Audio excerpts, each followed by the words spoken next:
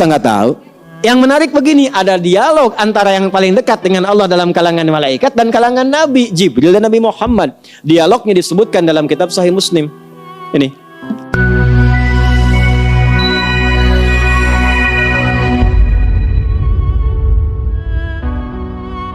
Yauma yunfakhu fis-suri fata'tuna afwaja. Kalau sudah ditiupkan, maka semua akan kembali kepada Allah bergelombang semuanya.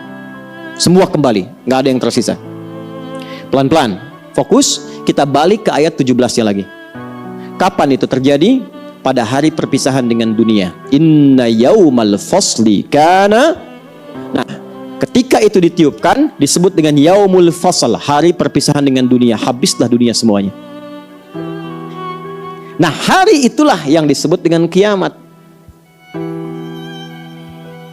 Bangkit semua secara serempak, ya.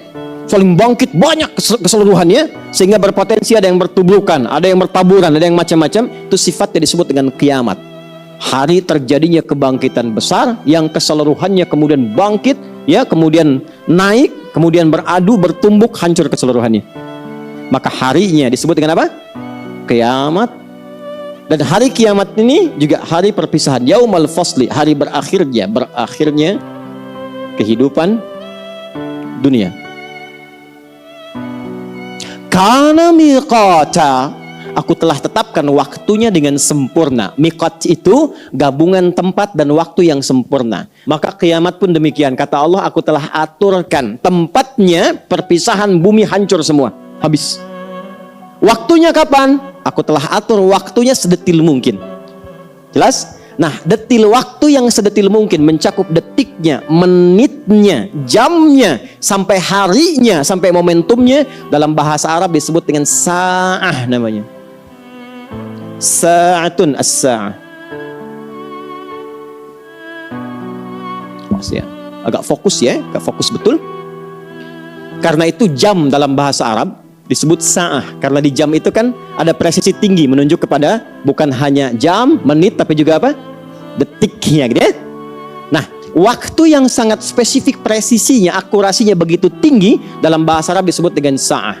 Karena itu, kalau bertanya, kapan kiamat terjadi? Kapan tepatnya?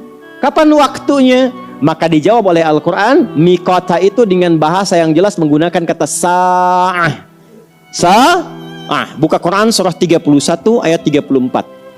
Setelah ini, kita harapkan tidak ada lagi yang menyimpulkan kiamat terjadi kapan, tanggal sekian, bulan sekian, dan seterusnya.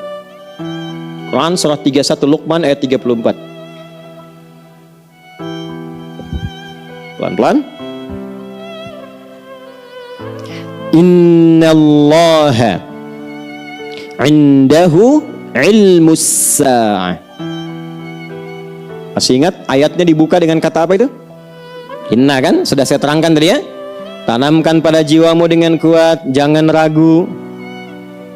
Hanya milik Allah lah pengetahuan tentang detil terjadinya kiamat. Jadi sa'ah disebutkan di ayat itu menunjukkan kesan bahwa waktu spesifik, detilnya kapan terjadi kiamat itu hanya diketahui oleh Allah saja. Jelas? Ilmuha indallah. Ya, ilmunya, pengetahuannya hanya milik Allah. Wa ma yudrika la'alla as-sa'ata takunu qariba. Oke? Pelan-pelan.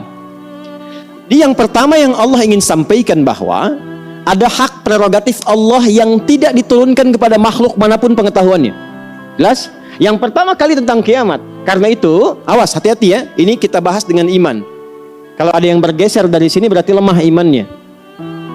Karena itu, kalau Anda mendengar keterangan kiamat terjadi tanggal sekian, bulan sekian, tahun sekian, langsung kita tepis. Jelas? Karena memang pengetahuannya hanya yang dipunyai siapa? Allah saja. Ya, karena seringkali manusia ini menunjukkan manusia kurang iman. Ada kesibukan dunia yang membuat imannya nggak kuat, sehingga takut dengan kematian, takut. Hati-hati, kalau seseorang sudah takut mati, takut meninggal, itu kata Nabi dia terkontaminasi oleh penyakit hubbud dunya. Terpaut tinggi hatinya dengan dunia, padahal akan ditinggalkan. Kira-kira Rasul yang paling dicintai siapa? Nabi Muhammad SAW. Malaikat yang paling dekat dengan Allah siapa? Nah, ya ini kita ambil level malaikat dulu, Jibril. Jibril itu kan penyampai wahyu. Kira-kira Jibril tahu nggak kapan waktunya kiamat? Tahu dari mana? Begitu harus pede kan ayatnya kan? Innallaha indahu ilmus. Allah udah tegaskan, Jibril aja nggak tahu, masa kamu yang bukan malaikat tahu? Jibril aja nggak tahu. Jadi kalau ada yang mengatakan hati-hati kiamat terjadi tanggal sekian, Jibril aja nggak tahu, apalagi ente. Itu. Ya, Nabi Muhammad tahu tidak? Tahu tidak? Kan pernah Isra Mi'raj beliau. Kan pernah menghadap Allah, masa nggak tahu? Tahu nggak? Tidak. Nabi Muhammad Nabi paling mulia, dekat dengan Allah, takwanya tinggi, kana khuluqul Quran. Surganya turun jaminan sebelum wafatnya, tetap nggak tahu kiamat. Anda wajah sudah nggak jelas. Surga belum terjamin. Pujian nggak datang dari Quran mengatakan kiamat akan terjadi tahun sekian. Cie, siapa Anda? Nah, yang menarik begini, ada dialog antara yang paling dekat dengan Allah dalam kalangan malaikat dan kalangan Nabi, Jibril dan Nabi Muhammad. Dialognya disebutkan dalam kitab Sahih Muslim.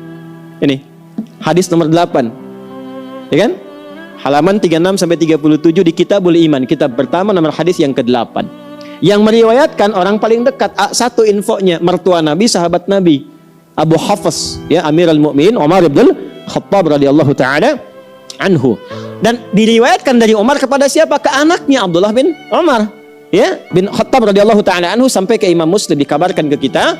Langsung ke hadisnya, ke ujungnya saja biar cepat. Jibril, malaikat terdekat dengan Allah, bertemu Nabi Muhammad sallallahu alaihi wasallam, Rasul terdekat dengan Allah. Dua-duanya terdekat. Dikonfirmasi oleh Jibril alaihi salam kepada Nabi Muhammad sallallahu alaihi wasallam tentang kiamat. Kalimatnya jelas, matas sa'ah. Kapan waktunya kiamat tiba? Apa jawab Nabi sallallahu alaihi wasallam? Mal mas'ulu anha bi'a'lama minas sa'il. Tidaklah yang ditanya lebih tahu daripada yang bertanya. Ini jawaban tawadhu nih. Jibril datang ke Rasulullah karena merasa beliau itu kekasih Allah, dekat dengan Allah. Ya, belum minta sudah dijawab. Ya. Nabi Muhammad SAW, ya, Nabi Muhammad pun menghormati Jibril. Anda kan yang diminta menyampaikan wahyu, dekat dengan Allah.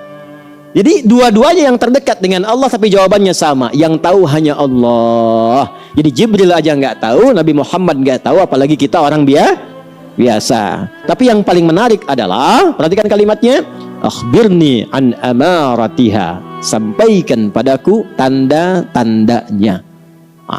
Ini yang kita pelajari. Jadi kiamat itu dunia berakhir atau tidak? Berarti berakhir. Waktu berakhir atau tidak? Berakhir. Waktu itu dari bahasa Arab. Kalau dalam waktu itu kita gunakan untuk beraktivitas, disebut dengan asr namanya. Kalau dalam waktu itu kita tata aktivitas, berjalan dan seterusnya, disebut dengan zaman namanya. Maka saat kiamat tiba, zaman pun berakhir. Maka berakhir zaman. Jelas ya? Nah, berakhirnya zaman ini menjelang ke kiamat akan dibagi 3 fase. Awas, hati-hati ya. Ini langsung dari Quran dan dari hadis. Karena kiamat terjadi, berakhir dunia, berakhir zaman. Maka seringkali kajian tentang kiamat disebut dengan kajian akhir zaman. Ya. Nah, akhir zaman menuju kiamat itu dibagi 3 fase. Maksudnya ini ilmiah sekali ya, jadi butuh fokus yang dalam. Hati-hati, bahas kiamat semakin gelap. Insyaallah terang kembali ya.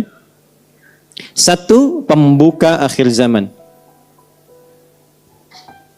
Pembuka ini kiamat, akhir zaman. Awas ya. Yang pertama adalah pembuka akhir zaman. Awal, yang mengawali kehidupan di akhir zaman.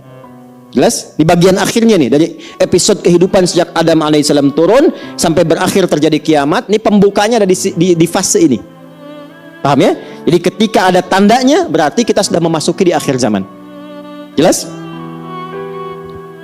Ini pertengahan gerbangnya. Ini puncaknya. Dan setiap nanti fase ini dilalui, ada tanda dan peristiwa-peristiwa yang mengiringi. Jelas ya? Supaya kita bisa tahu kita berada di fase yang mana dan apa yang kita siapkan. Ya, karena itu, karena pengetahuan tentang kiamat milik Allah, nggak usah cari itu, karena yang punya sudah ada. Jelas ya? Jadi jangan terlalu menyibukkan diri tentang waktunya, kapan kejadiannya, gimana begini, ya tempatnya seperti apa, detailnya bagaimana, nggak usah ditanya waktunya. Karena informasi kiamat dihadirkan bukan untuk dicari waktunya kapan, tapi persiapan kita menuju itu apa? Paham? Baik. Fokus. Pembuka diawali dengan diutusnya Rasulullah sallallahu alaihi wasallam. Ya. Rasulullah sallallahu alaihi wasallam. Sudah?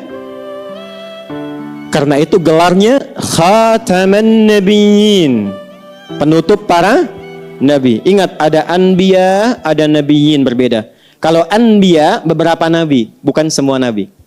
Makanya ada surah ke-21, surah Al-An, dikisahkan beberapa nabi, tidak semua nabi.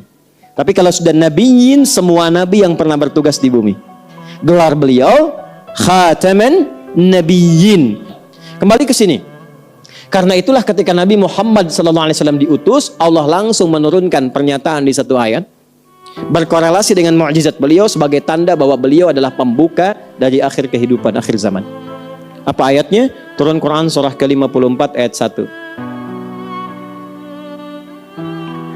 Iqtarabatis sa'atu wansyaqqal qamar. Iqtarabatis sa'ah, kiamat mulai mendekat. Artinya akhir kehidupan sudah dimulai, dibuka. Ditandai dengan apa? Diutusnya Rasulullah SAW. Di antara pembuktiannya, beliau diberikan mukjizat membelah bulan. Ya? Wansyaqqal qamar, dan bulan telah terbelah. Oke, itu tandanya, tanda awalnya. Dan dibuktikan, ya, dalam satu gambaran yang pernah ke bulan kan melihat ya, ya, dan diteliti oleh pakar di bidangnya menyimpulkan bahwa bulan pernah terbelah. Jelas kan? Baik, satu. Ini, jadi ketika Nabi SAW itu diutus, beliau statusnya sudah penutup para nabi dan rasul, rasul akhir zaman. Rasul akhir zaman. Di fase pembuka. Dah, pelan-pelan. Nah, yang meneruskan risalah beliau, para ulama meneruskan risalah beliau, ya kan? Maka disebut ulama akhir zaman, ustadz akhir zaman, ya kan? Karena menyampaikan risalah ke penghujung akhir masa kehidupan.